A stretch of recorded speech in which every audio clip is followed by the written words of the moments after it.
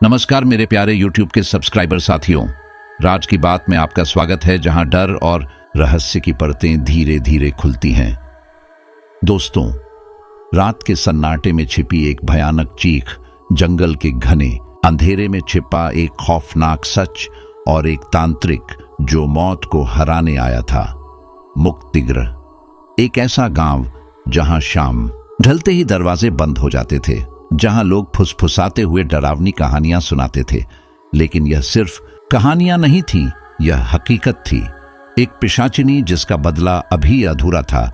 गांव के हर शख्स की मौत चाहती थी, लेकिन इस श्राप को तोड़ने के लिए आया था नागेश्वर, एक तांत्रिक जिसने न सिर्फ पिशाचिनी को ललकारा बल्कि उसके अंत की योजना भी बना डाली। क्या वह अपनी साधना और विद्या से इस आत्मा को मुक्त कर पाएगा, या मुक्तिगृह हमेशा के लिए इस दहशत का शिकार बना रहेगा? एक ऐसी कहानी जो आपके रोंगटे खड़े कर देगी। कहानी को शुरू से अंत तक सुनिएगा। डर और खौफ का एहसास होने वाला है दोस्तों। अगर आपका दिल कमजोर है या आपको ज्यादा डर लगता है तो कहानी को बिल्कुल अकेले न सुने। तो चलिए अब ये कहानी मेरी जुबानी सुनते हैं। अर्नव की नींद आज सुबह कुछ जल्दी खुल गई। सुबह सुबह खेत में जाना उसके कई सालों की आदत है। 40 साल का अर्नव अपनी पत्नी और बेटे के साथ एक छोटे से परिवार में रहता है। परिवार की आजीविका के लिए वह सुबह जल्दी निकल जाता है।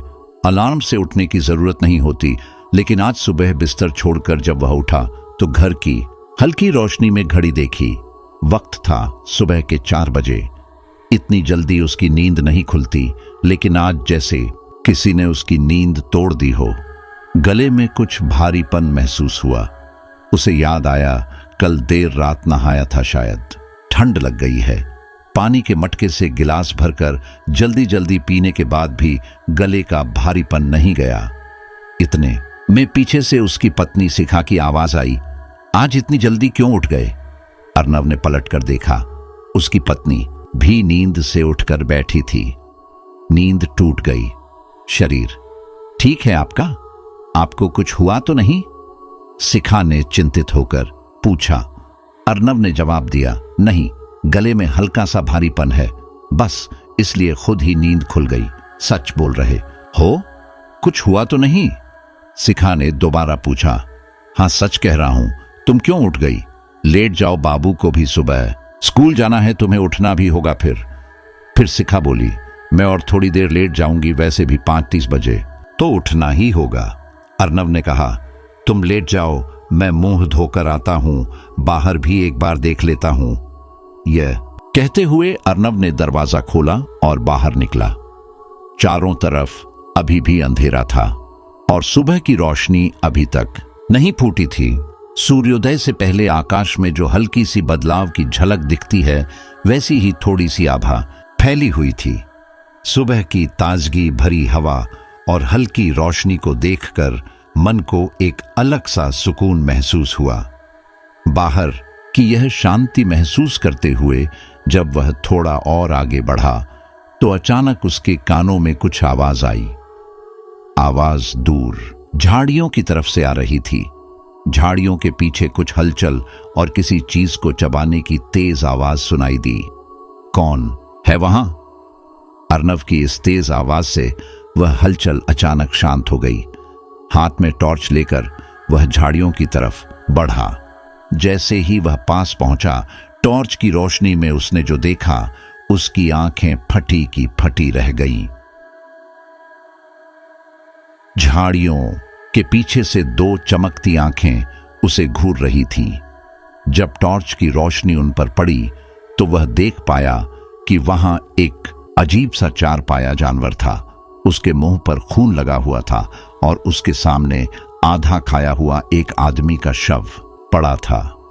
उस अजीब जानवर को देखकर समझ पाना मुश्किल था कि वह क्या था। अर्नव का दिमाग जैसे काम करना बंद कर चुका था। उसने देखा कि वह जानवर शव के तेज नाखूनों से मांस का एक टुकड़ा नोचकर खा रहा था। वह जानवर कुछ हद तक इंसानी औरत के शरीर जैसा दिखता था, लेकिन बाकी हिस्से किसी अजीब और खतरनाक जीव की तरह थे। अर्नव की सांस तेज हो गई, वह हिल तक नहीं पा रहा था। यह सब क्या हो रहा है? क्या वह सपना देख रहा है या यह सच था?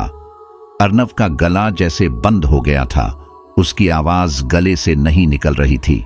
सामने पड़े हुए उस मृत शरीर को देखकर उसने खुद को किसी तरह संभाला, लेकिन वह अजीब चारपाया प्राणी, जो कुछ कुछ इंसान जैसा लग रहा था, अब अपने 2 पैरों पर खड़ा हो गया। उसका खून से सना हुआ भयावह चेहरा अब अर्नव के ठीक सामने था। यह भयानक दृश्य अर्नव के गले को और कसकर जकड़ने लगा। वह चारपाया प्राणी धीरे धीरे अर्नव की तरफ बढ़ने लगा।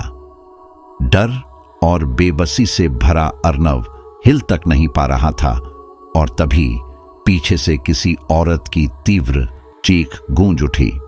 यह चीख सुनते ही वह भयावह प्राणी अपने शिकार को वहीं छोड़कर तुरंत पीछे मुड़ा और झाड़ियों की ओर भागकर अंधेरे में गायब हो गया। अर्नव ने किसी तरह पीछे मुड़कर देखा तो उसकी पत्नी शिखा खड़ी थी। शिखा के पीछे उसका 10 साल का बेटा भी डर के मारे कांपता हुआ खड़ा था। आज उसकी पत्नी शिखा उसके लिए रक्षक बन गई थी। इतने भयानक पल के बाद जब अर्नव को थोड़ा होश आया तो उसकी घबराहट और डर ने उसे पूरी तरह से जकड़ लिया। उसकी सांसें तेज हो रही थीं और फिर वह पूरी तरह से चेतना खो बैठा और जमीन पर गिरकर बेहोश हो गया। सुबह बीतने के साथ ही गांव के लोग अर्नव के घर से थोड़ी दूर झाड़ियों के पास जमा होना शुरू हो गए। वहां झाड़ियों के भीतर एक आधा खाया हुआ शव पड़ा था। यह समझ पाना मुश्किल था कि वह किसका शव था। थाने के दारोगा रविंद्र बाबू चिंतित चेहरे के साथ वहां पहुंचे। शिखा भी थोड़ा दूर खड़ी थी। शिखा को देखकर रविंद्र बाबू ने उससे सवाल किया, आपने यह कब देखा?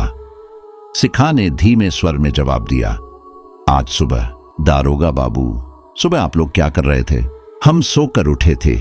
मेरे पति अर्नव सुबह उठकर खेत जाते हैं।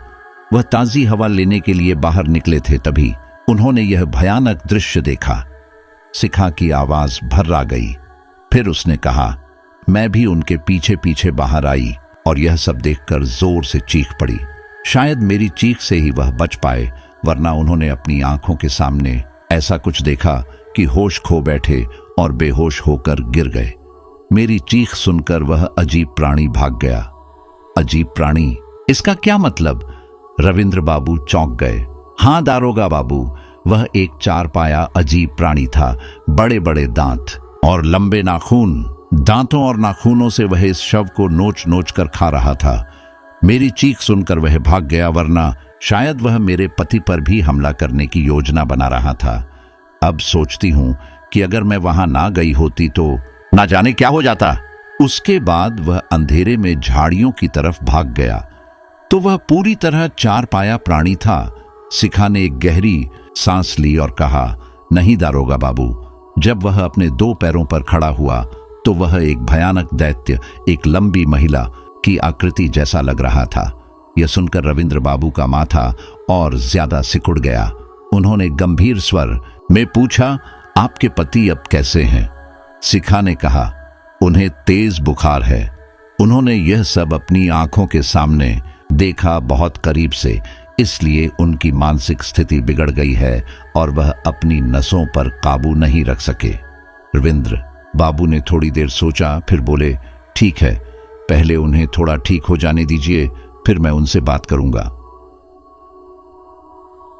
झाड़ियों के पास खड़े गांव वालों में खौफ और बेचैनी फैल गई थी।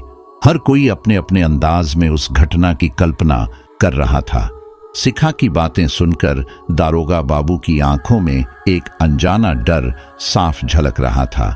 साहब, पास के मैदान में आइए, वहां एक और औरत की लाश पड़ी है।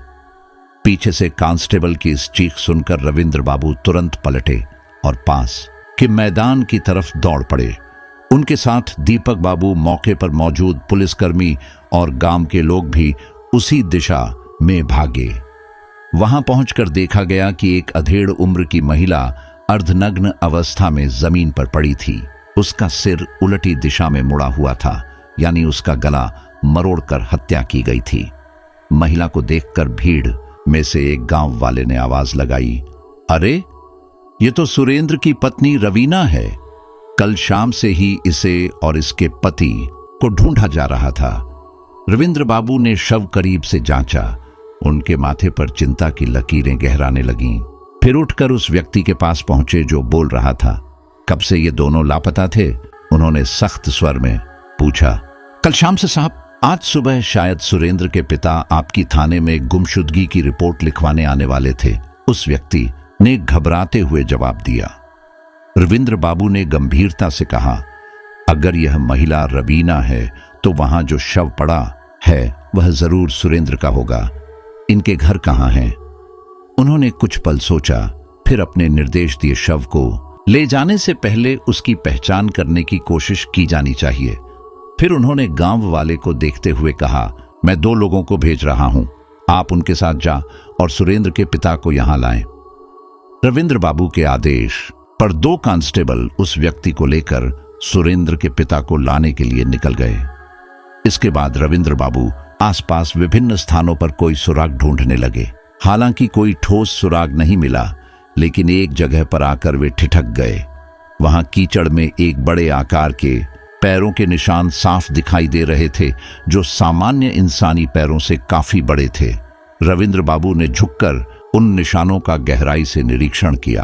पैरों के साथ बड़े बड़े नाखूनों की उपस्थिति भी स्पष्ट रूप से दिखाई दे रही थी। उनका माथा सोच में सिकुड़ गया। यह कैसे पैरों के निशान हैं? इतने बड़े और ये नाखून इंसान के तो हो ही नहीं सकते। उन्होंने जितने भी जरूरी सबूत इकट्ठा किए जा सकते थे वे कर लिए, क्योंकि उस समय उनके पास कोई विशेषज्ञ नहीं था जो इस मामले की तुरंत जांच कर सके। पैरों के निशान की जगह की तस्वीरें खींची गईं। इसके साथ ही सबूत के तौर पर उसे सुरक्षित रखने के लिए उस क्षेत्र को घेर दिया गया। रविंद्र बाबू के चेहरे पर चिंता और उलझन साफ झलक रही थी। विशेषज्ञ को आने में समय लगेगा, उन्होंने खुद से कहा। तब तक हमें इन निशानों को सुरक्षित रखना होगा, लेकिन यह मामला कुछ और ही कहानी कह रहा है। अब तक की शांति इन बड़े पैरों के निशानों ने पूरी तरह तोड़ दी थी। वहां खड़े पुलिसकर्मी और गांव वाले सभी एक दूसरे का मुंह ताक रहे थे। हर किसी के मन में सवाल थे, यह निशान आखिर किसका हो सकता है? इसी बीच सुरेंद्र के पिता योगिंदर बाबू को पुलिसकर्मी लेकर आए। योगिंदर बाबू ने कांपते हुए अपनी बहू को शव के कपड़ों से पहचान लिया। इसके बाद उन्होंने अपने बेटे के शव को भी पहचान लिया। बेटे और बहू को खोकर योगिंदर बाबू पूरी तरह टूट चुके थे। उनकी आंखों से आंसू रुकने का नाम नहीं ले रहे थे। अब उनके परिवार में केवल उनकी पोती ही जीवित बची थी। योगिंदर बाबू की पीठ पर सांत्वना भरा हाथ रखते हुए रविंद्र बाबू ने गहरी आवाज में कहा, शांत हो जाइए योगिंदर बाबू, कृपया शांत हो जाइए। आपकी पोती कहाँ है? योगिंदर बाबू ने रोते हुए जवाब दिया, और क्या होगा, अब शांत रहकर दारोगा बाबू, अब तो बस पोती का चेहरा देखना ही बाकी है। रविंद्र बाबू ने थोड़ा और गंभीर होकर पूछा, आपकी पोती अभी कहाँ है? मैंने उसे पड़ोसियों के पास छोड़ दिया है। जब आपकी पुलिस आई थी तभी मन बेचैन हो रहा था, इसलिए उसे वहां छोड़ आया, योगिंदर बाबू ने थरथराते हुए कहा। रविंद्र बाबू ने कुछ देर सोचा, फिर पूछा, क्या आपको पता है कि आपका बेटा और बहू कहाँ गए थे? सुरेंद्र ने बताया था कि वह अपने ससुराल जा रहा है। वहां पहुंचने के बाद फोन करने की बात कही थी, लेकिन उसने कोई खबर नहीं दी। मैंने खुद भी ससुराल में फोन किया था, लेकिन पता चला कि वे वहां नहीं पहुंचे। योगिंदर बाबू की आवाज में घबराहट थी। फिर मैंने सुरेंद्र को फोन किया। फोन तो बजा, लेकिन किसी ने उठाया नहीं। तो आप थाने क्यों नहीं आए? रविंद्र बाबू ने सख्त लहजे में पूछा। सोच रहा था कि शायद वे कहीं बिना बताए गए होंगे। इस उम्मीद में कल रात थाने नहीं गया, उन्होंने कहा आंसू पोंछते हुए। लेकिन आज सुबह यह दुखद खबर मिल गई। ठीक है, शांत हो जाइए। क्या आपको किसी पर शक है कि कोई ऐसा कर सकता है? रविंद्र बाबू ने सहानुभूति पूर्ण लेकिन गंभीर लहजे में पूछा। योगिंदर बाबू ने निराशा में सिर हिलाते हुए कहा, नहीं, ऐसा कोई नहीं है जिस पर मुझे शक हो। हमारे कोई ऐसे दुश्मन नहीं हैं जिन पर संदेह किया जा सके। ठीक है, आपके बेटे के ससुराल कहाँ है? तारापुर, योगिंदर बाबू ने धीमे स्वर में जवाब दिया। यहां से बस से 1 घंटे की दूरी पर है। रविंद्र बाबू ने कुछ पल सोचा और फिर बोले, मैं सुझाव देता हूं कि अपनी पोती को कुछ दिनों के लिए उसके मामा के घर भेज दें। कम से कम उसे इस घटना से दूर रखा जा सकेगा, उन्होंने गंभीरता से समझाते हुए कहा, क्योंकि अगर वह अपने माता पिता को नहीं देख पाएगी तो आपसे बार बार सवाल करेगी और आपके लिए उसे संभालना मुश्किल हो सकता है। इसलिए मैंने यह उपाय बताया। योगिंदर बाबू ने गहरी सांस लेते हुए सहमति में सिर हिलाया। हाँ, यही करना पड़ेगा। इसके अलावा मेरे पास और कोई उपाय नहीं है। कुछ और छोटी बातचीत के बाद रविंद्र बाबू औपचारिकताओं को पूरा करने के लिए वहां से चले गए। शव को उठाकर पोस्टमार्टम के लिए सरकारी अस्पताल भेजा गया। माहौल बेहद भारी था। घटना की क्रूरता ने सभी को झकझोर कर रख दिया था। अस्पताल में दीपक बाबू और अन्य अधिकारी भी पहुंच चुके थे। रविंद्र बाबू पुलिस कर्मियों के साथ वहां पहुंचे और घटना की गंभीरता को समझते हुए सभी अधिकारी एक जगह इकट्ठा हुए। हर किसी के मन में सवाल था, यह सब किसने किया और क्यों? पास में खड़े कांस्टेबल निखिल से रविंद्र बाबू ने गंभीर स्वर में पूछा, ठीक है, जब तुमने उस महिला का शव देखा तो वह किस हालत में था? निखिल ने तुरंत जवाब दिया, साहब वह ऊपर की तरफ पड़ा था, सिर उलटी दिशा में मुड़ा हुआ था, शरीर पर लगभग कुछ भी नहीं था। रविंद्र बाबू ने सोचते हुए अगला सवाल किया, क्या तुम्हें लगता है कि यह किसी जंगली जानवर का काम हो सकता है? गांव के पास एक जंगल है साहब, लेकिन वहां हिंसक जानवरों का होना लगभग असंभव है, निखिल ने स्पष्ट किया। रविंद्र बाबू की आंखों में उलझन और गहराई बढ़ गई। तो फिर यह कैसे हुआ? क्या तुम्हें कुछ खास नजर आया? निखिल ने झिझकते हुए कहा, हां साहब, एक बात पर ध्यान दीजिए, उस आदमी का शव आधा खाया हुआ था, लेकिन उस महिला के शरीर पर ऐसे कोई चोट के निशान नहीं थे, सिर्फ गला मरोड़ा गया था। अगर यह किसी जंगली जानवर का हमला होता तो मामला अलग तरह का होता। रविंद्र बाबू ने सिर हिलाते हुए कहा, सही कह रहे हो। अर्नव और शिखा की बात के अनुसार यह एक अजीब सा जीव था, लेकिन फिर भी क्या यह किसी जंगली जानवर का हमला हो सकता है? निखिल ने दृढ़ता से जवाब दिया, ऐसा होने की संभावना कहां है साहब। थाने लौटने के बाद इस नए मामले ने रविंद्र बाबू और उनकी टीम के लिए गहरी चिंता पैदा कर दी। उनके पास इस समस्या को सुलझाने के लिए अब तक केवल उस दैत्य के पैरों के निशान के अलावा कोई ठोस सुराग नहीं था। यह मामला हर गुजरते पल के साथ और पेचीदा होता जा रहा था। सवालों के जवाब अब भी अधूरे थे। यह सब कर कौन रहा है और क्यों? उस दिन तो जैसे तैसे मामला शांत हो गया, लेकिन अगले दिन फिर से मुसीबत शुरू हो गई। सुबह थाने में रविंद्र बाबू थोड़ी चिंतित मुद्रा में बैठकर चाय पी रहे थे। उनके सामने की कुर्सी पर अधिकारी दीपक बैठे थे।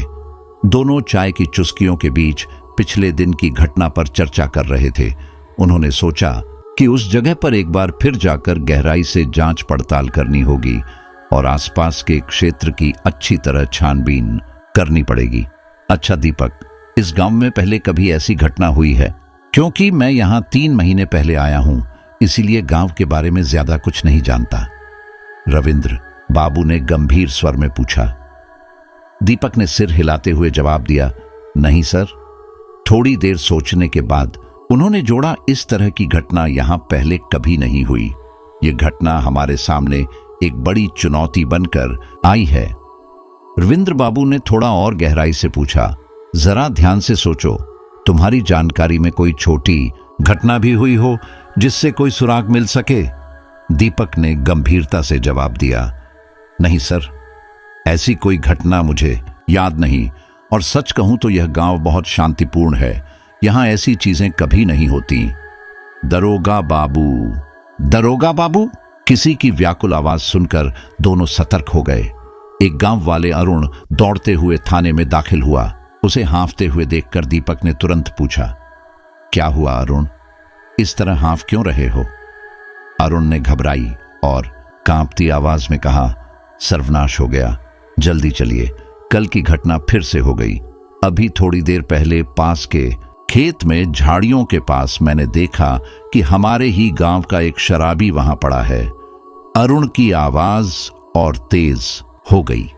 उसकी कमर से नीचे का हिस्सा किसी ने खा लिया है और उसके चेहरे का आधा हिस्सा भी किसी धारदार चीज से काट दिया गया है। अरुण के पीछे गांव के और भी लोग थाने में आ गए।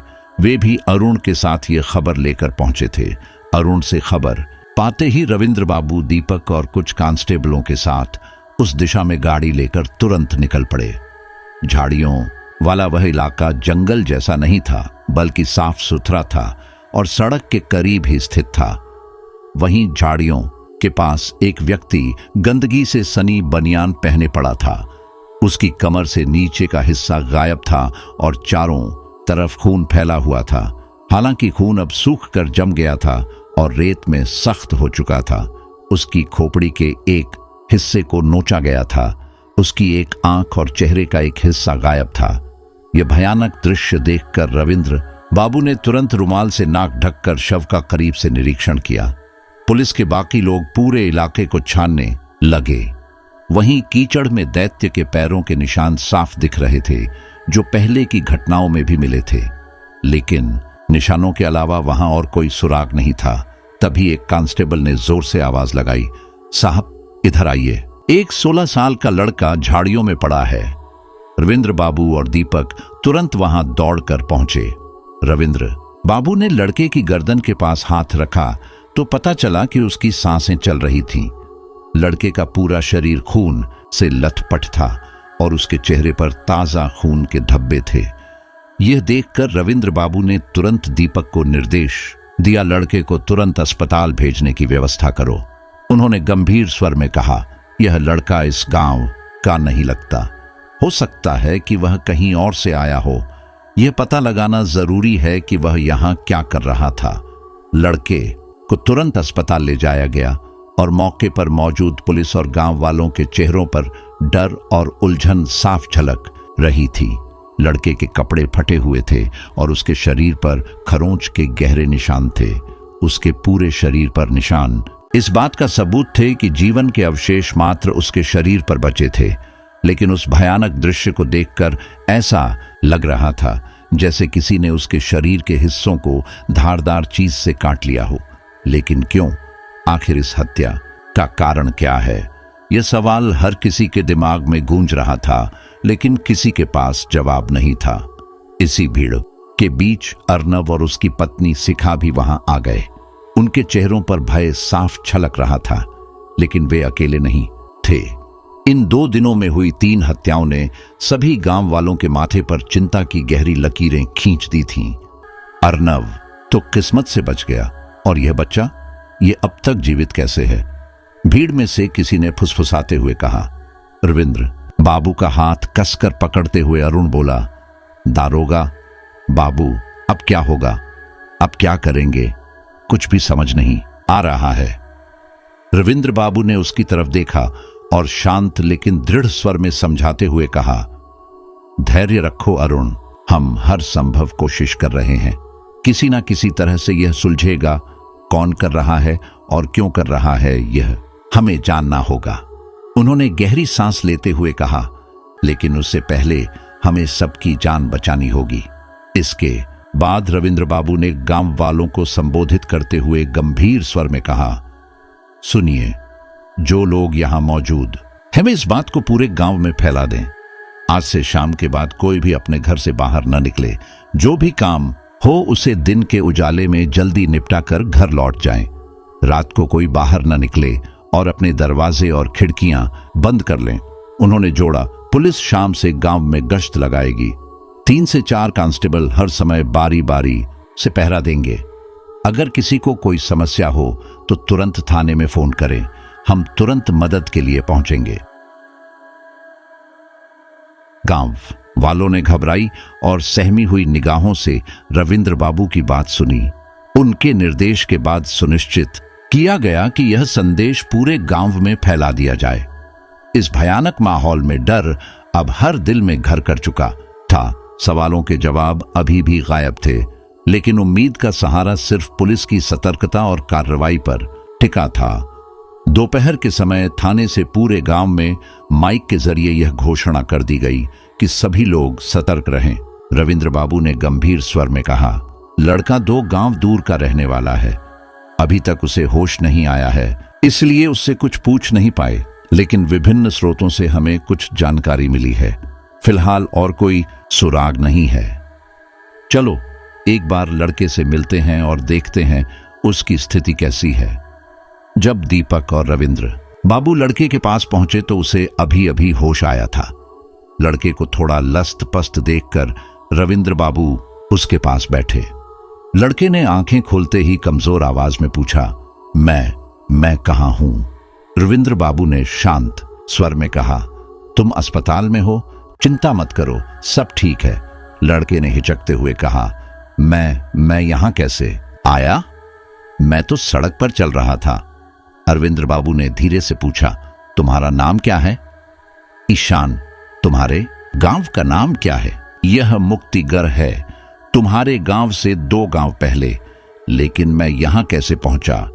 ईशान ने घबराते हुए पूछा। तुम कहां जा रहे थे? तुम्हारे साथ क्या हुआ था? रविंद्र बाबू ने गहराई से उसकी ओर देखते हुए पूछा। उन्होंने देखा कि लड़के के दांतों पर खून के निशान थे।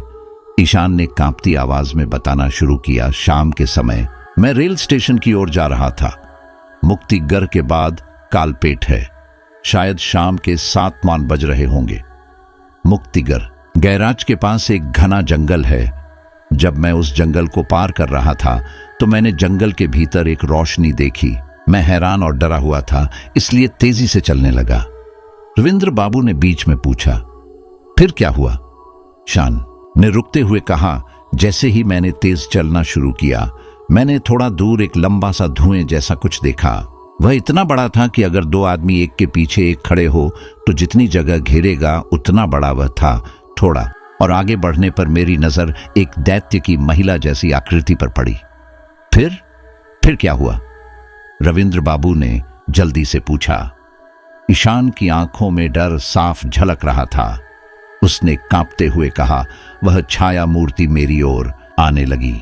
मैं डर के मारे पीछे हटने लगा। तभी मेरा शरीर भारी होने लगा। उसके बाद मुझे कुछ याद नहीं। अच्छा, तुम्हें आज सुबह झाड़ियों के पीछे से बेहोशी की हालत में गांव वालों ने बचाया। इतना कहकर रविंद्र बाबू चुप हो गए। वह और कुछ नहीं कहना चाहते थे क्योंकि लड़के की उम्र कम थी और वह इससे मानसिक रूप से प्रभावित हो सकता था। डॉक्टर से बात करने के बाद रविंद्र बाबू बाहर आए।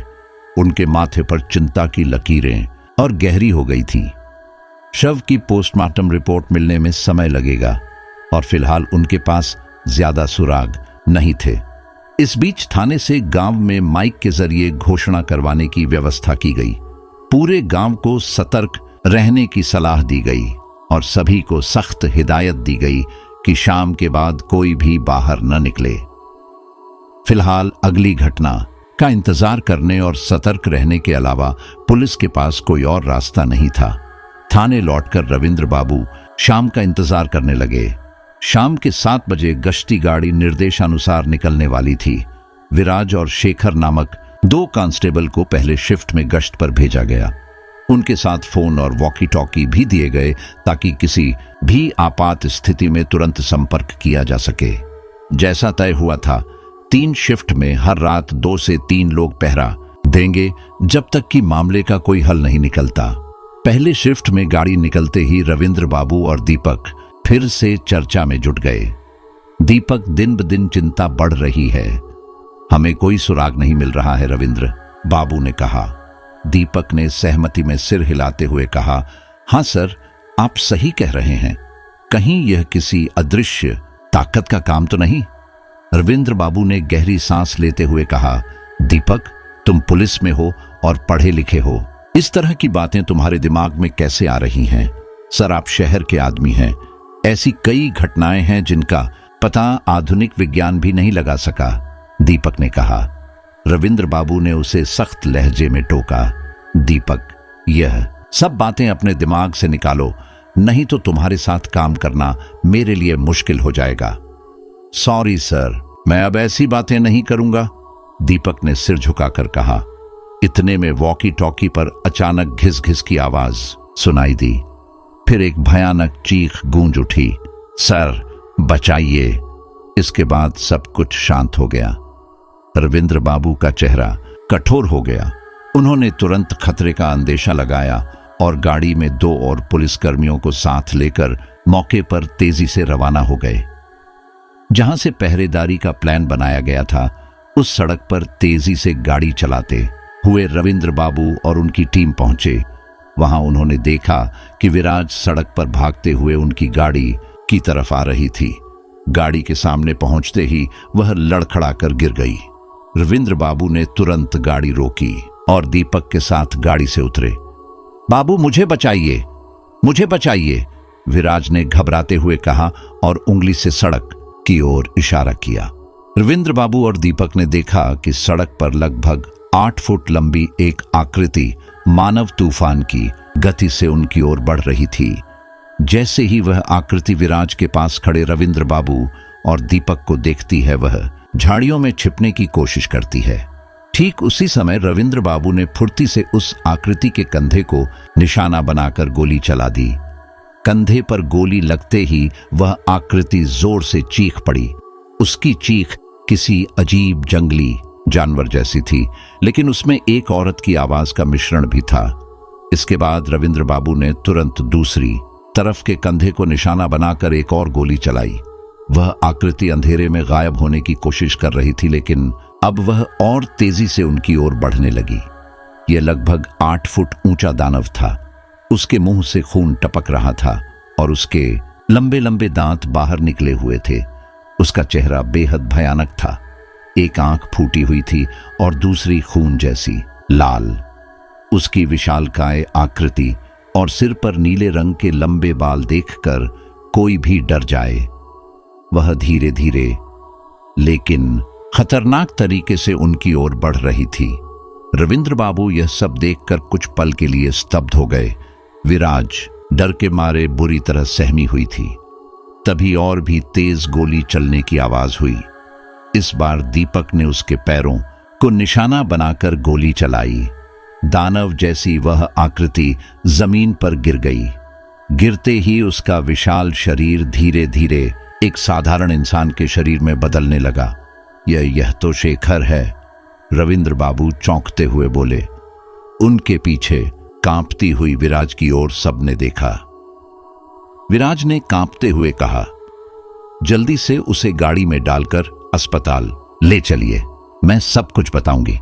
गाड़ी में जाते वक्त शेखर के शरीर से गोली लगने की वजह से खून बह रहा था और चारों तरफ फैल रहा था। रविंद्र बाबू, दीपक और विराज ने जल्दी से शेखर के घायल शरीर को गाड़ी में डाला और अस्पताल के लिए रवाना हो गए। रास्ते में रविंद्र बाबू ने गंभीर स्वर में पूछा, क्या हुआ था? सही सही बताओ विराज। विराज ने हल्की हिचकिचाहट के साथ पानी मांगा। गाड़ी में रखी बोतल से उसे पानी दिया गया। वह जल्दी जल्दी पानी पीने लगी और फिर गहरी सांस लेकर बताना शुरू किया। मैं और शेखर गाड़ी लेकर आगे बढ़ रहे थे। रास्ते में कोई परेशानी नहीं थी। जैसा निर्देश दिया गया था वैसे ही सड़क पर कोई गांव वाले नहीं दिख रहे थे। उसने थोड़ा रुककर कहा, हम काफी आगे बढ़ चुके थे। तभी उस इलाके के बड़े जंगल को पार करते वक्त अचानक ठंड सी महसूस होने लगी। ऐसा लग रहा था जैसे धुएं ने सड़क को चारों तरफ से घेर लिया हो और कुछ भी साफ दिखाई नहीं दे रहा था। रविंद्र बाबू ने सतर्क होकर पूछा, धुआं? कैसा धुआं? विराज ने कहा, इसी बीच जंगल के अंदर से एक रोशनी दिखाई दी। रोशनी देखकर हमने गाड़ी रोकी। जैसे ही हम गाड़ी से उतरे, वह रोशनी अचानक गायब हो गई। लेकिन इसके बाद सब कुछ बदलने लगा। उसने गला साफ करते हुए जोड़ा। शेखर अचानक स्थिर होकर खड़ा हो गया। उसकी आंखें लाल होने लगीं और वह खांसने लगा। मैंने गाड़ी में रखी पानी की बोतल उसे देने की कोशिश की, लेकिन उसने बोतल को फेंक दिया। विराज की आवाज डर से कांपने लगी। इसके बाद मैंने देखा कि शेखर का शरीर लंबा होने लगा। वह लगभग 8 फुट की ऊंचाई तक पहुंच गया और उसका चेहरा और शरीर भयानक रूप लेने लगा। उसने रोते हुए कहा, वह मेरी ओर बढ़ने लगा। किसी तरह मैंने वॉकी टॉकी से आपको सूचना दी और भागा। फिर यहां आपसे मुलाकात हुई और मेरी जान बच गई। गाड़ी में सन्नाटा छा गया। रविंद्र बाबू ने गहरी सांस लेते हुए दीपक की ओर देखा। दोनों के चेहरों पर गंभीरता और उलझन साफ झलक रही थी। यह सब सुनने के बाद यह मामला अब केवल एक सामान्य अपराध नहीं रहा था। यह कुछ ऐसा था जिसका कोई तार्किक जवाब नहीं था। बहुत तेज गति से गाड़ी चलाकर दीपक और रविंद्र बाबू अस्पताल पहुंचे और गाड़ी झटके से रोकी। उनकी गाड़ी की आवाज सुनकर अस्पताल के कर्मचारी, नर्स और डॉक्टर तुरंत बाहर आ गए। शेखर की हालत और पुलिस वालों के चेहरे की गंभीरता को देखकर अस्पताल प्रशासन ने बिना ज्यादा सवाल किए शेखर को तुरंत भर्ती कर लिया। कई घंटों के प्रयास के बाद डॉक्टरों ने शेखर के शरीर से 4 गोलियां निकालने में सफलता पाई। चूंकि गोलियां पेट या सीने पर नहीं लगी थीं, इसलिए खतरा टल गया। जान तो बच गई, लेकिन अब रविंद्र बाबू और उनकी टीम को शेखर पर गोली चलाने की वजह का जवाब देना होगा। वे जानते थे कि घटना की वास्तविक स्थिति को समझाना और उस पर विश्वास दिलाना बेहद मुश्किल होगा।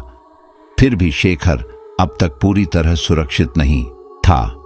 गोलियां निकाल दी गई थीं, लेकिन उसे अभी होश नहीं आया था। इसी बीच पिछले 2 दिनों में मिले 3 शवों की पोस्टमार्टम रिपोर्ट पुलिस के पास पहुंची।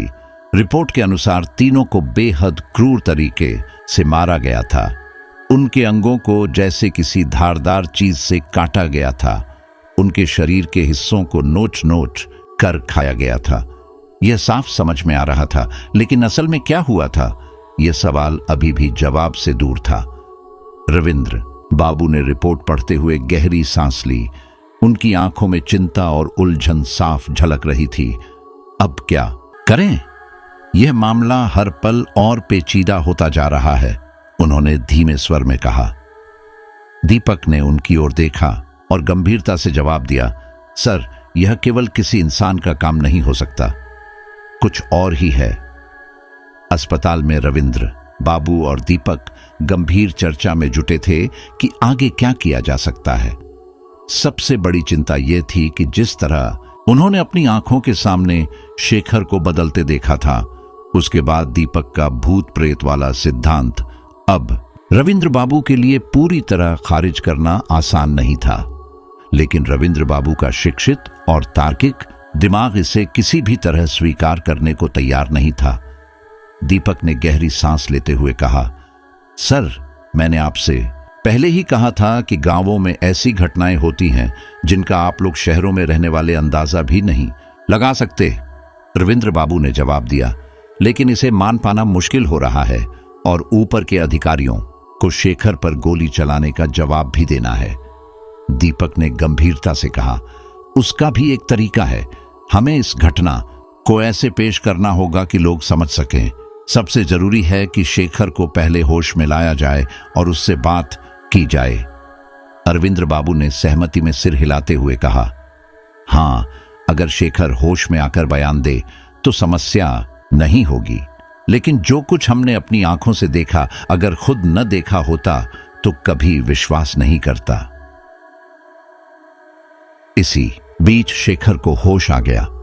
जैसे ही शेखर ने आंखें खोली, सभी धीरे धीरे उसके पास जाकर बैठ गए। दीपक ने शेखर के पास झुकते हुए पूछा, शेखर, अब कैसे हो? शेखर ने धीमी और कांपती आवाज में कहा, बहुत बहुत दर्द हो रहा है पूरे शरीर में। मैं यहां क्यों हूं? मेरे साथ क्या हुआ? मेरे पूरे शरीर में इतना दर्द क्यों है? मेरे कंधे में भी बहुत तकलीफ हो रही है।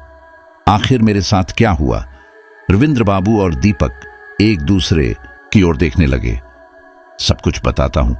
अच्छा, पहले यह बताओ कि तुम्हें आखिरी बार क्या याद है? रविंद्र बाबू ने शेखर से सीधा सवाल किया। शेखर ने थोड़ा रुक कर कहा, मैं और विराज गाड़ी में थे।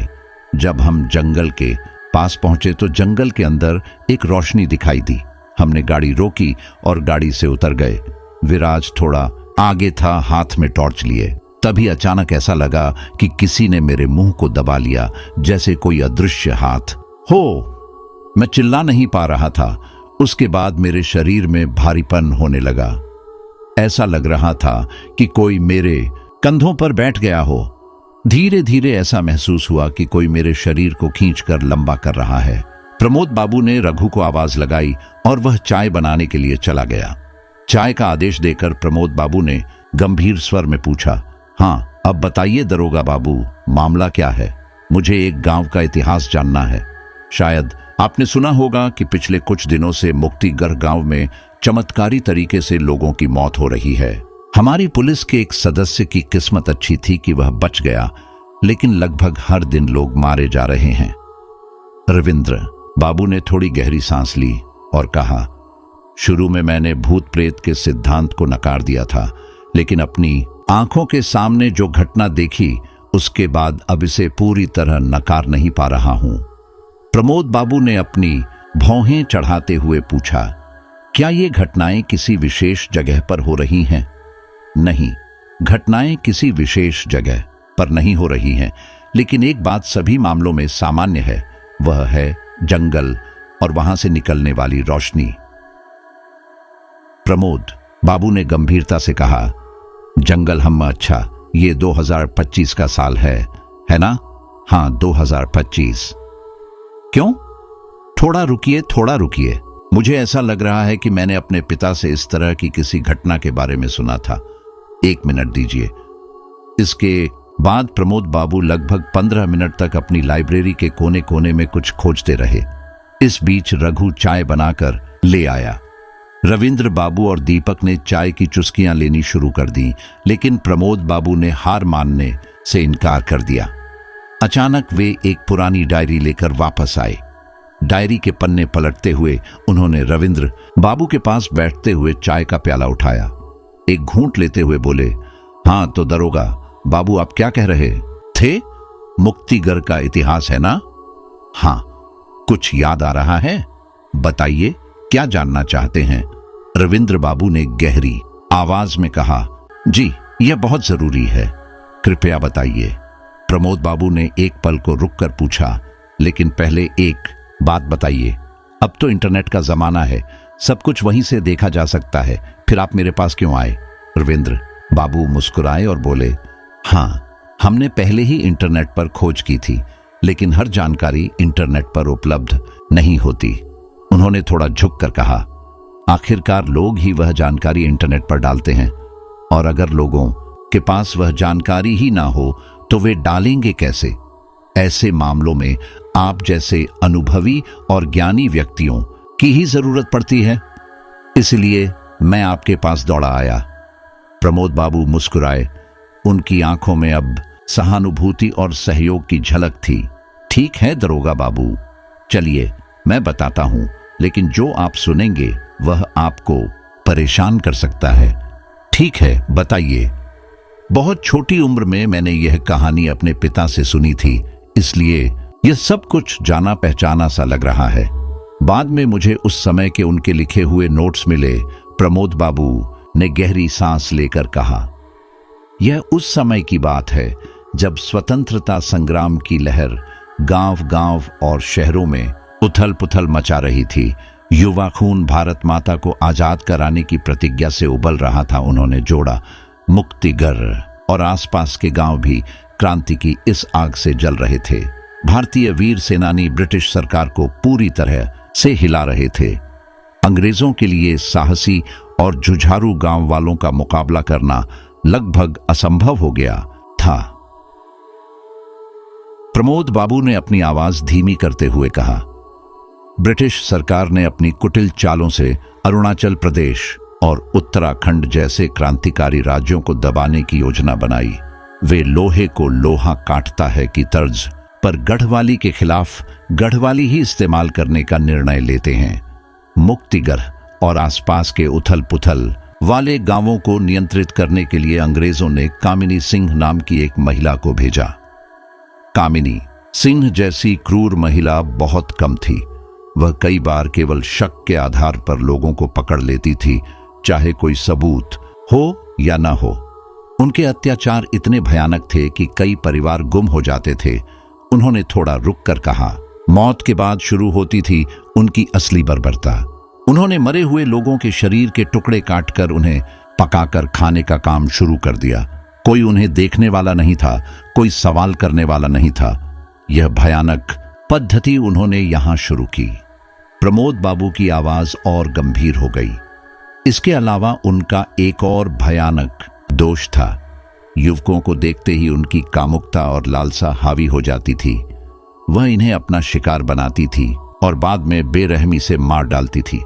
कहा जाता है कि उन्होंने करीब 200 युवकों को इस तरह अपना शिकार बनाया और उनकी जान ले ली। कमरे में सन्नाटा छा गया। प्रमोद बाबू ने आगे कहा, ऐसे भयानक उत्पीड़न के दौर में भी इस गांव का एक युवा विशाल निडर होकर खड़ा हुआ। वह उस समय पढ़ा लिखा और शिक्षित युवक था। उसने कामिनी के अत्याचारों को रोकने के लिए ब्रिटिश सरकार का ध्यान आकर्षित किया और एक सामाजिक प्रतिरोध खड़ा करने का प्रयास किया। कामिनी की नजर विशाल पर पड़ी और उसे थाने में पकड़ कर लाया गया। उस युवा को चरम अपमान और यातनाएं दी गईं। अपनी इज्जत और आत्मसम्मान बचाने के लिए उसने जहर खाकर अपनी जान दे दी। प्रमोद बाबू की आंखों में गहरा दुख झलक रहा था। रविंद्र बाबू और दीपक उनकी बातों को पूरी तन्मयता से सुन रहे थे। जैसे ही ये खबर चारों ओर फैली, गांव वालों में भारी उत्तेजना फैल गई। हर कोई अपने घर में मौजूद धारदार औजार लेकर थाने के चारों ओर इकट्ठा हो गया। उन्हें रोकने के लिए पुलिस ने हवा में गोलियां भी चलाईं, लेकिन इसका कोई फायदा नहीं हुआ। कामिनी की पुलिस टीम के बाकी सभी पुलिसकर्मी कामिनी को छोड़कर अपनी जान बचाकर भाग गए। कामिनी ने गांव वालों के हमलों से बचने के लिए मुक्तिगढ़ के जंगल में शरण ली। उस जंगल के भीतर एक पुराना कुआं था जिसमें पानी बहुत कम था। जब गांव वालों ने उसे चारों ओर से घेर लिया तो उसने उस कुएं में छलांग लगा दी। गांव वालों ने कुएं में मिट्टी का तेल डालकर उसमें आग लगा दी और कुएं को ढक दिया। कामिनी उस कुएं में जलकर मर गई। कुछ दिनों तक कोई उस जगह पर नहीं गया, लेकिन फिर कुछ दिनों बाद से गांव के लोग एक अजीब जीव के काटने से मरने लगे। उस जीव को कोई देख नहीं पाता था, लेकिन वह काटकर लोगों का मांस नोचकर खा जाता था। जब कई लोग इस तरह मारे गए तो गांव वालों ने एक तांत्रिक को बुलाया। तांत्रिक ने बताया कि कुएं में जलकर मरी कामिनी की अशांत आत्मा ही अपनी पुरानी आदत के चलते मांस खा रही है। उन्होंने कहा कि कामिनी के शरीर का पूरी तरह से अंतिम संस्कार करना जरूरी है, लेकिन उसका शरीर कुएं के अंदर इस तरह फंस गया था और जलकर चिपक गया था कि उसे निकालकर अंतिम संस्कार करना संभव नहीं था। इसलिए तांत्रिक ने अपने उपायों से उस कुएं को सील कर दिया और कामिनी की आत्मा को उसी कुएं में बंद कर दिया। तांत्रिक ने गांव वालों को सख्त निर्देश दिया कि कोई भी जंगल में न जाए। तभी से कोई भी उस जंगल में जाने की हिम्मत नहीं करता। आज के समय में भले ही लोग इस घटना का पूरा इतिहास न जानते हों, लेकिन यह सबको पता है कि जंगल के पास जाना मना है। गांव के लोग इस नियम का पालन करते हैं और बच्चों को भी बचपन से सिखाया जाता है कि जंगल के किनारे या अंदर न जाएं। रविंद्र बाबू ने गहरी आवाज में कहा, अब मुझे समझ में आया कि क्यों जंगल के पास कोई नहीं जाता। यह बात आजकल के युवाओं को तो पता भी नहीं होगी। वे केवल इतना जानते हैं कि जंगल के पास न जाना है और इसे बिना सवाल किए मानते आ रहे हैं। हाँ, अब समझ में आ रहा है प्रमोद बाबू, लेकिन तांत्रिक ने उस कुएं को कैसे बंद किया था? प्रमोद बाबू ने गहरी सांस लेते हुए कहा, जितना मैंने अपने पिता की डायरी में पढ़ा उसके अनुसार कुएं को किसी तरह से ढक्कन से ढक दिया गया था। उन्होंने आगे बताया, इससे पहले मंत्र पढ़कर और विभिन्न विधियों के माध्यम से उस आत्मा को जबरदस्ती कुएं के अंदर बंद कर दिया गया। फिर ढक्कन पर कुछ मंत्रों से बंधी लाल रस्सियां, शायद उसे धागा कहा जाता है, बांध दी गईं। यही अंतिम समाधान था। बस इतना ही मैं जानता हूं। रविंद्र बाबू के माथे पर चिंता की लकीरें साफ दिख रही थीं। उनके गंभीर चेहरे को देखकर प्रमोद बाबू ने पूछा, आप इतने चिंतित क्यों हो गए? क्या कुछ हुआ है? रविंद्र बाबू ने धीमे स्वर में कहा, हाँ, बस सोच रहा हूं, क्या यह संभव है कि वह बाधा किसी तरह टूट गई हो और वह अतृप्त आत्मा बाहर आ गई हो? उन्होंने अपनी बात जारी रखी। जो आत्मा मानव मांस खाने की अपनी अजीब आदत से ग्रस्त थी, क्या वह फिर से बाहर आकर उपद्रव मचा रही है? प्रमोद बाबू ने हैरानी से पूछा, आप इन बातों पर विश्वास करते हैं? रविंद्र बाबू ने गंभीरता से जवाब दिया, एक कानून के रक्षक के रूप में मैं इन बातों पर विश्वास नहीं करता और न ही इन्हें मानता हूं, लेकिन जो मैंने अपनी आंख से देखा है उसे नजरअंदाज करना भी आसान नहीं है। प्रमोद बाबू ने उत्सुकता से पूछा, आपने क्या देखा? रविंद्र बाबू ने थोड़ा रुक कर कहा, माफ करें, इस समय इस विषय पर मैं कुछ नहीं कह सकता। प्रमोद बाबू मुस्कुराए और बोले, ठीक है, अगर समय मिले तो मेरी लाइब्रेरी को एक बार घूम कर देख सकते हैं। रविंद्र बाबू ने सिर हिलाते हुए कहा, हां देखूंगा, लेकिन आज नहीं, किसी और दिन आऊंगा। आज मुझे जाना होगा, अभी बहुत सारी जांच पड़ताल बाकी है। प्रमोद बाबू ने फिर मुस्कुराकर कहा, ठीक है, आइएगा जरूर। आपसे थोड़ी देर बात करके बहुत अच्छा लगा। बिल्कुल, आप भी अपना ख्याल रखिए और सावधान रहिए, रविंद्र बाबू ने जवाब दिया। इसके बाद वे वहां से निकलकर गाड़ी में बैठे और थाने की ओर रवाना हो गए। गाड़ी की खामोशी में रविंद्र बाबू का दिमाग संभावनाओं और सवालों से घिरा हुआ था। रविंद्र को चिंतित देखकर दीपक ने पूछा, कोई उत्तर मिला? रविंद्र ने गहरी आवाज में कहा, पूरा तो नहीं, लेकिन अगर भूत वाली बात सच है तो जो मैं सोच रहा हूं वही तुम भी सोच रहे हो।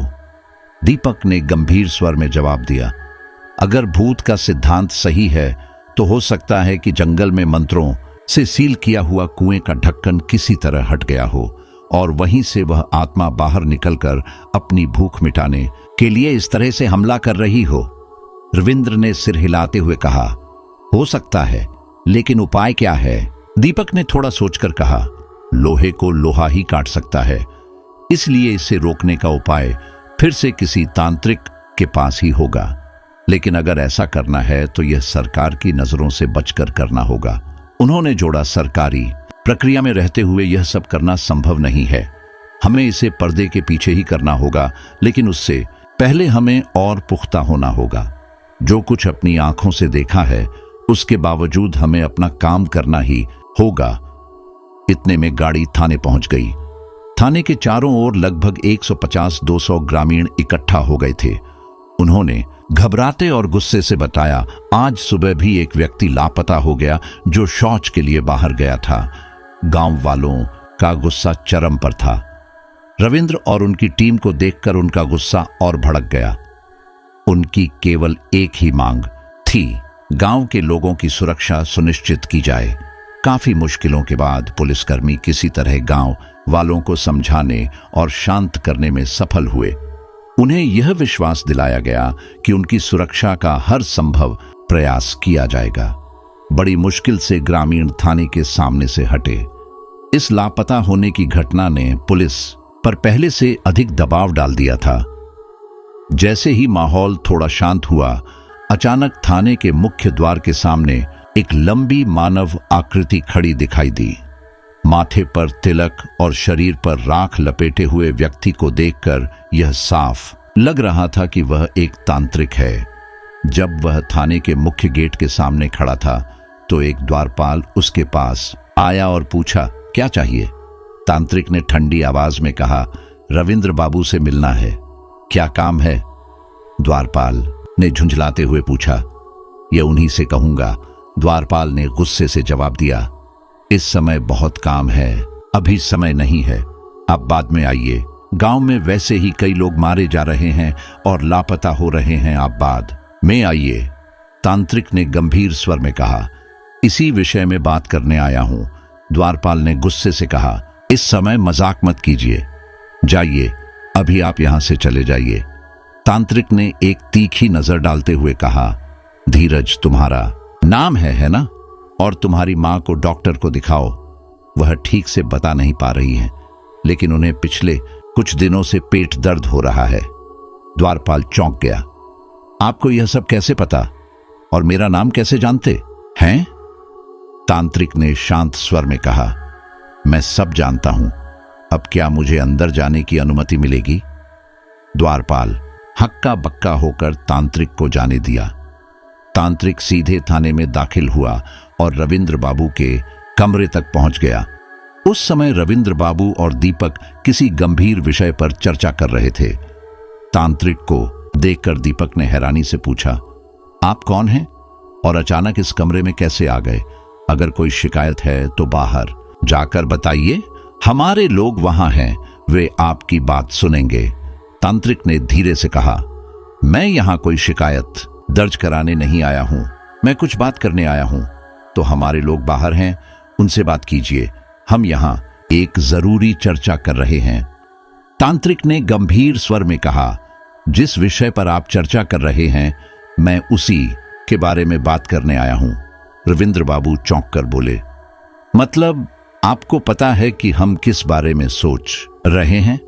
तांत्रिक ने शांत लेकिन गहरी आवाज में कहा, चामुंडा देवी की कृपा और सालों की साधना के कारण मुझे कुछ बातें समझ में आती हैं।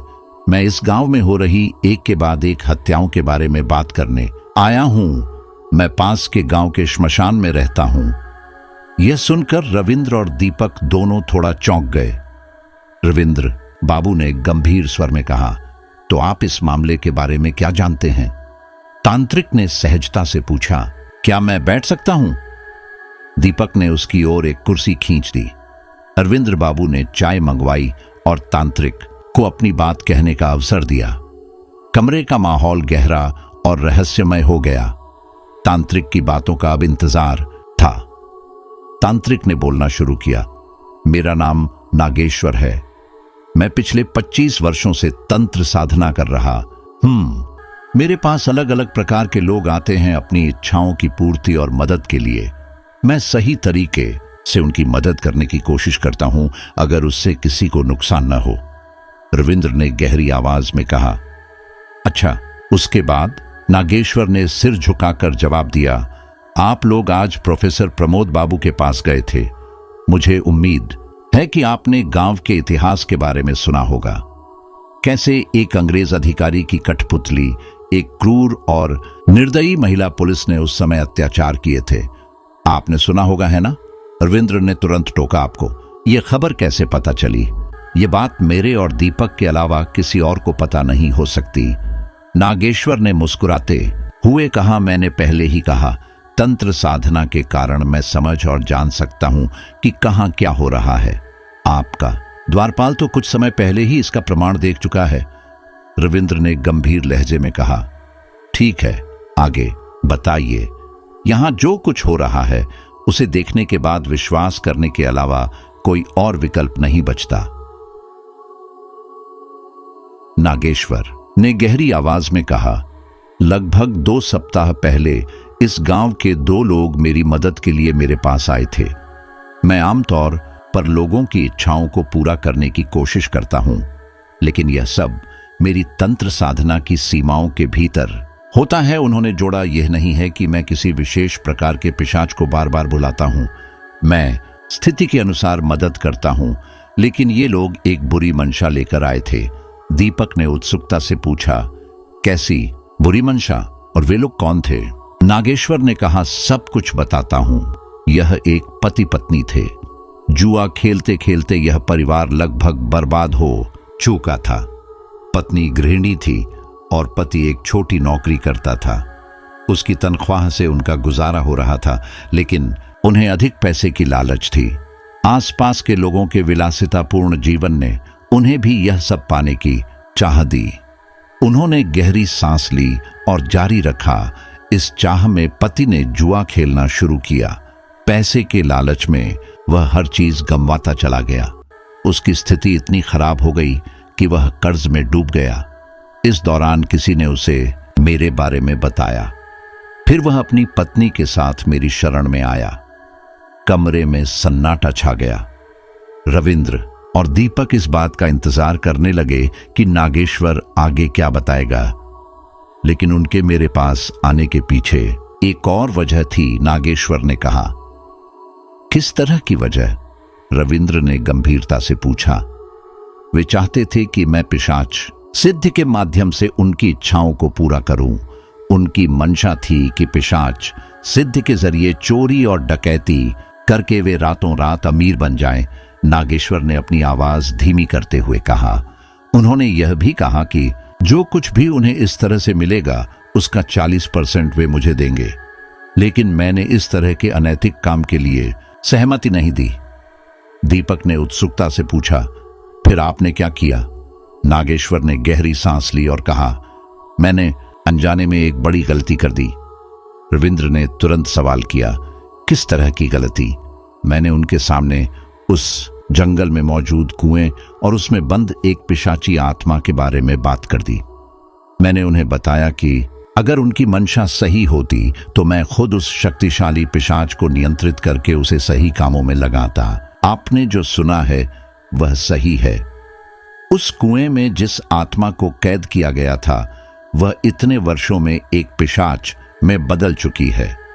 वह जितनी शक्तिशाली हो चुकी है उतनी ही उसकी भूख भी बढ़ गई है, क्योंकि वह इतने सालों से बंद थी।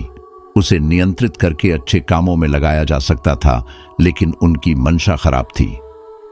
आपके पास कौन कौन आया था? रविंद्र ने पूछा। नागेश्वर ने बिना झिझक के कहा, गांव में सबसे पहले मारे गए 2 लोग, सुरेंद्र और रवीना। उनकी मौत के लिए वे खुद जिम्मेदार हैं। न केवल वे अपनी जान गंवा बैठे, बल्कि पूरे गांव के लिए मुसीबत खड़ी कर गए। आपकी मदद के बिना वे ऐसा कैसे कर सकते हैं? रविंद्र ने गंभीरता से पूछा। नागेश्वर ने धीमे स्वर में कहा, मेरे द्वारा मना किए जाने के बाद वे अलग अलग तरीकों से जानकारी जुटाने लगे कि इसे कैसे अंजाम दिया जा सकता है। इस मामले में आपका इंटरनेट उनके लिए बहुत बड़ी मदद बन गया। उन्होंने समझाया। वहीं से उन्होंने भाषा और जानकारी जुटाई और कुछ दिन पहले उस जंगल में प्रवेश किया जहां पिछले 100 वर्षों से किसी इंसान ने कदम नहीं रखा था। उन्होंने दिन के समय वहां जाने के बजाय शाम के हल्के अंधेरे का समय चुना ताकि किसी की नजर उन पर न पड़े। वे इतने पागल हो चुके थे कि उनके मन में थोड़ा भी डर नहीं बचा था। आधी अधूरी जानकारी के आधार पर उन्होंने कुएं के ऊपर बंधी रस्सी को काटकर ढक्कन खोल दिया और उस पिशाचिनी को मुक्त करने की कोशिश की ताकि उसे अपने काम में लगाया जा सके, लेकिन इसका उल्टा असर हुआ। पिशाचिनी मुक्त होकर सबसे पहले रवीना के शरीर पर कब्जा कर लेती है और फिर सुरेंद्र पर हमला करती है। सुरेंद्र को वह जिंदा खाना शुरू कर देती है। उसकी चीखें अंधेरे में खो जाती हैं। नागेश्वर ने गहरी सांस ली और कहा, उस अशरीरी शक्ति ने रवीना के शरीर में प्रवेश कर उसे एक महिला दैत्य का रूप दे दिया। रवीना के शरीर के अंदर घुसकर वह दैत्य बन गई। सुरेंद्र के शरीर को इधर उधर घसीटते हुए वह अर्नव के घर के पास झाड़ियों में जाकर उसे खाने लगी, लेकिन तभी अर्नव घर से बाहर आ गया, जिससे उसके शिकार में बाधा आ गई। अर्नव की पत्नी के भी वहां पहुंचने से अर्नव की जान बच गई, लेकिन रवीना के शरीर को छोड़ने से पहले उस पिशाचिनी ने उसका गला मरोड़कर उसे मार डाला। रविंद्र ने घबराकर पूछा, अब यह पिशाचिनी क्या कर रही है? नागेश्वर ने ठंडी आवाज में कहा, अब यह पिशाचिनी किसी के शरीर पर कब्जा कर लेती है और दूसरे को अपना शिकार बनाती है। यह रोज हो रहा है। जिसके साथ यह घटना घटती है उसे कुछ भी याद नहीं रहता। तो क्या बाकी लोगों के साथ भी ऐसा ही हुआ है? दीपक ने सवाल किया। हाँ, बाकी लोगों के साथ भी यही हुआ है। आपने अपनी आंखों से जो देखा, जैसे आपके कांस्टेबल शेखर के साथ हुआ या बाकी मामलों में जो हुआ, वह सब इसी पिशाचिनी का काम है। नागेश्वर ने गहरी आवाज में कहा, वह अपनी इच्छा से अपने असली रूप में भी आ सकती है, लेकिन उसके मन में बदले की आग है और उसके पेट में भूख का तूफान। किसका बदला? रविंद्र ने तेजी से पूछा। नागेश्वर ने गहरी आवाज में समझाया, क्या आपको याद है कि वह पिशाचिनी गांव वालों द्वारा हमला किए जाने के बाद कुएं में कूद गई थी? गांव वालों ने उसे जिंदा जलाकर मारा ही नहीं था, बल्कि लगभग 100 सालों तक उसे उस कुएं में कैद भी रखा। उन्होंने गंभीर स्वर में कहा, यह पिशाचिनी अभी भी 1920 के समय में अटकी हुई है। वह सोचती है कि वही गांव वाले अब भी उसे मारने वाले हैं, इसलिए वह इस तरह एक के शरीर पर कब्जा करती है और दूसरे को मारकर अधखाया छोड़ देती है। अपनी भूख मिटाती है और जिसके शरीर को वह वश में करती है उसे भी मार देती है। इस तरह वह एक साथ 2 लोगों की हत्या कर रही है, नागेश्वर ने समझाया। दीपक ने चिंता जताते हुए पूछा, जो लोग बच गए हैं वे कैसे बच पाए? नागेश्वर ने जवाब दिया, जो लोग बच गए हैं वे केवल अपनी किस्मत के कारण बचे हैं। जो लड़का बचा था वह इस गांव का निवासी नहीं था, इसलिए वह बच गया। अगर वह इस गांव का होता तो वह भी नहीं बच पाता। उन्होंने जोड़ा, यह पिशाचिनी जिसके शरीर में प्रवेश करती है उसका शरीर पूरी तरह से बदल जाता है। रविंद्र ने गहरी आवाज में कहा, अब क्या किया जा सकता है आपकी राय में? नागेश्वर ने सवाल किया। आज सुबह एक व्यक्ति गायब हुआ है ना? रविंद्र ने सिर हिलाया और कहा, हां, आज सुबह ही एक व्यक्ति गायब हुआ है। नागेश्वर ने कहा, अब वह उसे अपने कब्जे में लेकर अपने पास रख चुकी है। सही समय आने पर वह उसे इस्तेमाल करेगी। उसने उसे इस जंगल के भीतर कहीं कैद कर रखा है। रविंद्र ने तीखे स्वर में पूछा, तो अब क्या किया जाए? नागेश्वर ने कहा, कुछ नहीं, हमें एक जाल बिछाना होगा। शिकार को पकड़ने के लिए शिकारी को बाहर निकलने पर मजबूर करना होगा। दीपक ने उत्सुकता से पूछा, आप किस तरह के जाल की बात कर रहे हैं? नागेश्वर ने गंभीरता से कहा, सुनिए, वह जो भी उसके सामने आता है उसे वश में करके अपनी भूख और बदला एक साथ पूरा करने की कोशिश कर रही है। हमें उसे उसी की योजना से रोकना होगा। जो लोग जंगल के पास रहते हैं उन्हें घर से बाहर निकलने की सख्त हिदायत दें। यह सुनिश्चित करें कि जब तक हमारी तरफ से कोई सूचना ना मिले तब तक वे अपने घरों में ही रहें। रविंद्र ने गंभीरता से कहा, साथ ही उस क्षेत्र में भारी पुलिस बल तैनात करे ताकि वह पिशाचिनी किसी पर हमला न कर सके। अगर वह एक साथ कई लोगों को देखेगी तो खुद को रोक लेगी, नागेश्वर ने जोड़ा। उन्होंने अपनी बात जारी रखते हुए कहा, इसके बाद मुझे आज का दिन दे। उस पिशाचिनी को रोकने के लिए मुझे कुछ तैयारी करनी होगी। जाल बिछाने के लिए आवश्यक उपकरणों की जरूरत है। वह आसानी से पकड़ी नहीं जाएगी। उसे पकड़ने के लिए सही योजना बनानी होगी।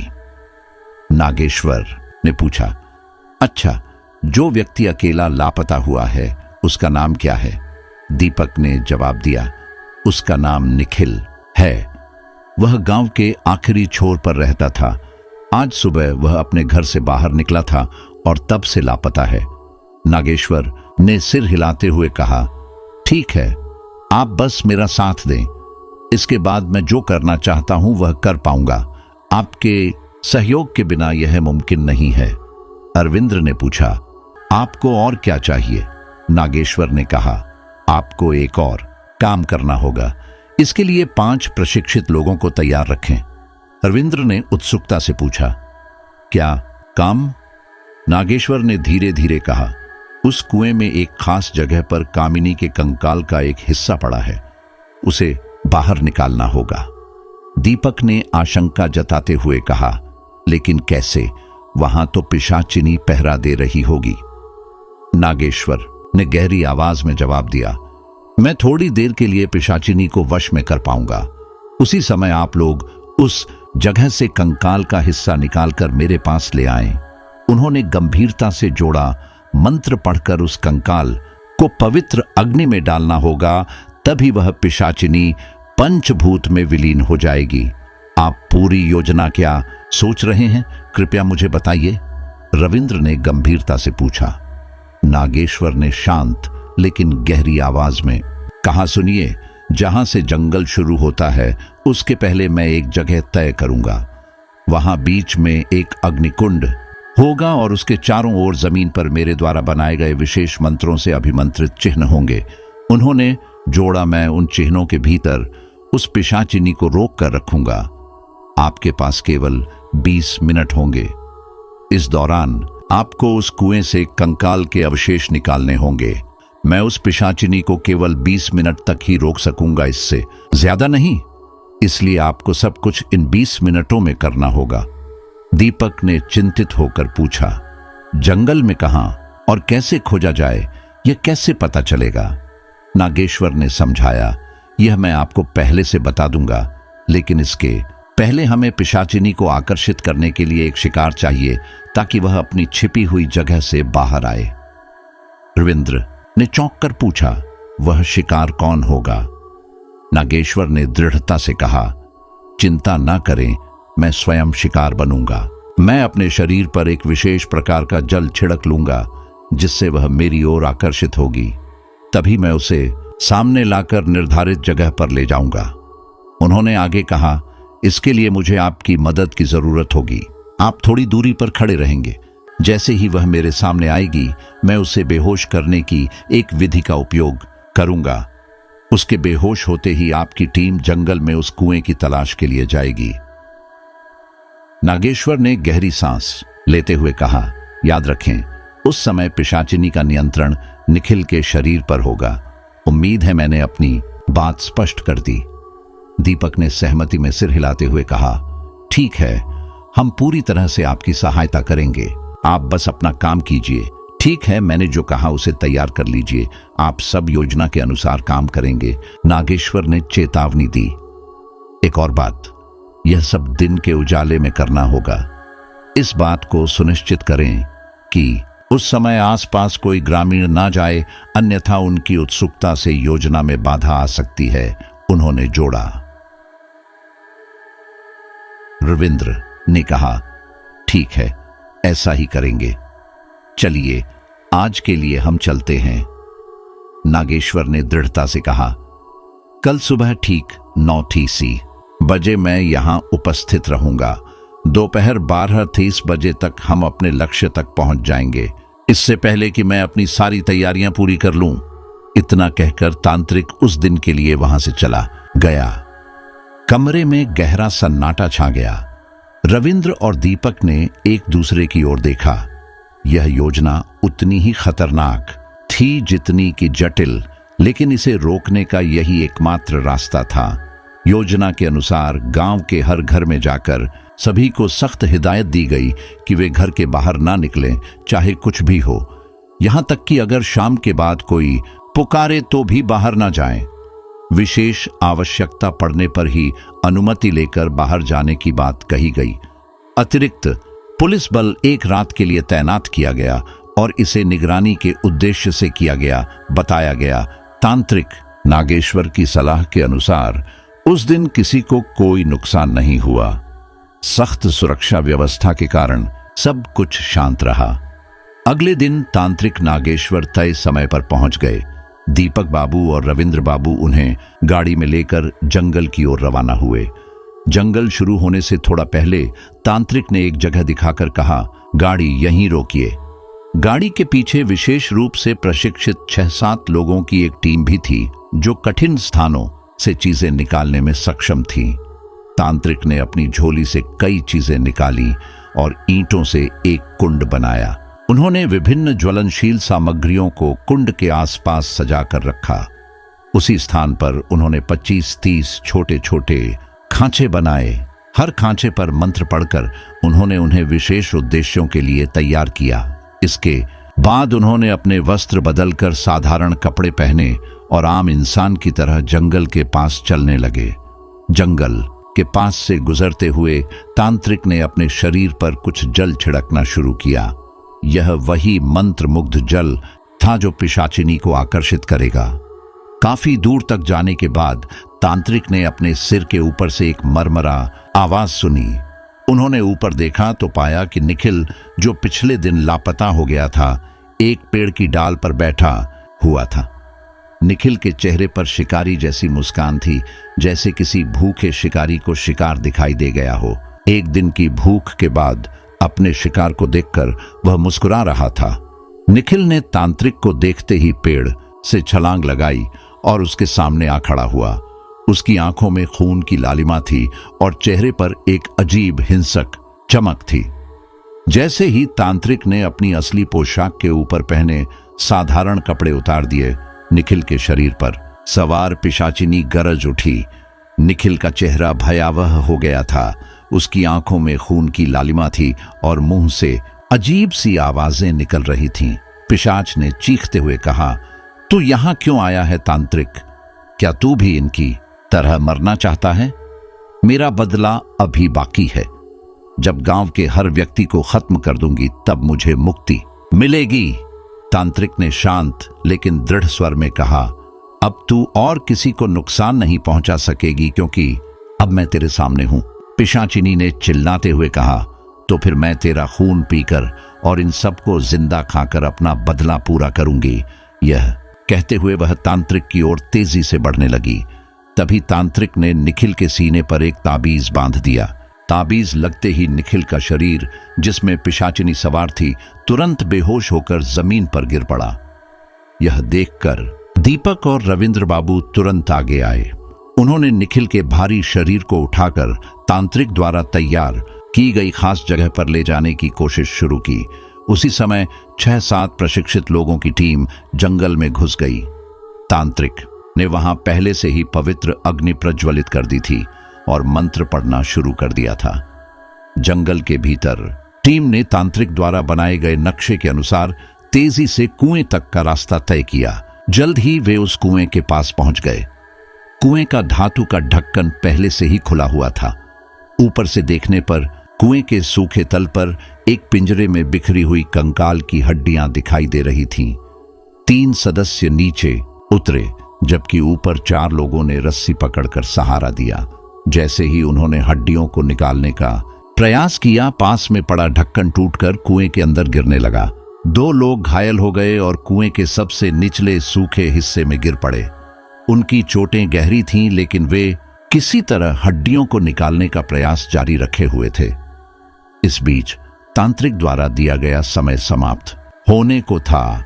आखिरकार समय खत्म हो गया। जैसे ही समय पूरा हुआ, निखिल के शरीर पर सवार पिशाचिनी को होश आ गया। वह खड़ी होकर तांत्रिक की ओर बढ़ने की कोशिश करने लगी, लेकिन उसे रोक दिया गया क्योंकि तांत्रिक द्वारा बनाए गए मंत्रमुग्ध चिन्हों को पार किए बिना वह तांत्रिक तक नहीं पहुंच सकती थी।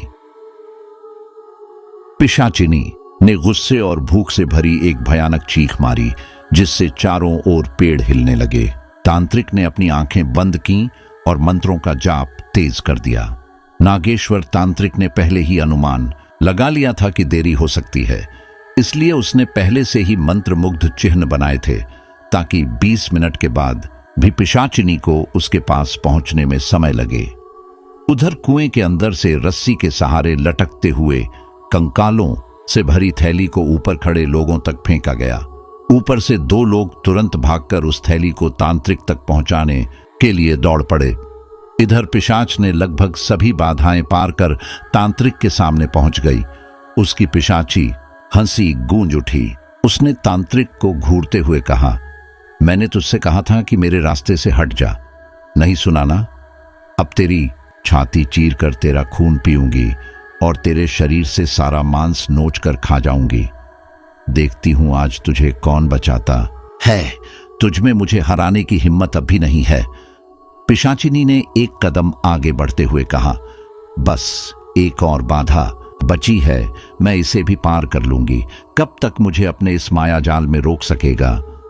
तांत्रिक ने शांति से जवाब दिया, जब तक मैं चाहूंगा तब तक। उसी समय जंगल से भागते हुए एक व्यक्ति ने पिशाचिनी के जीवन काल के कंकालों से भरी थैली तांत्रिक की ओर फेंक दी। तांत्रिक ने थैली पकड़ते ही उसे सीधे अग्निकुंड में डाल दिया।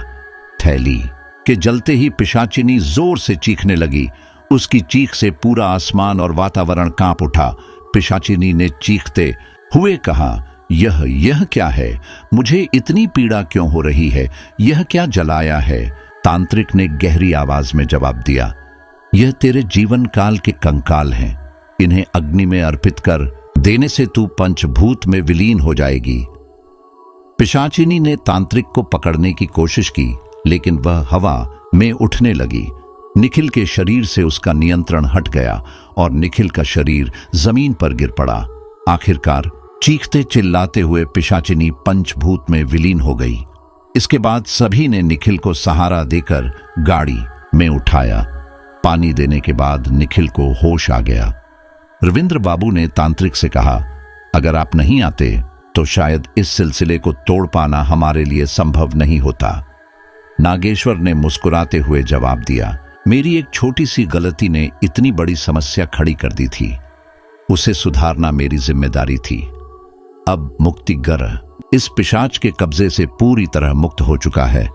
अब यह गांव अपनी पुरानी शांति और व्यवस्था में लौट आएगा। अब चिंता की कोई बात नहीं। तांत्रिक नागेश्वर ने आसमान की ओर देखा और अपनी आंखें बंद कर लीं। मुक्तिगर में एक नई शुरुआत का समय आ चुका था। तो दोस्तों, यह थी हमारी आज की कहानी।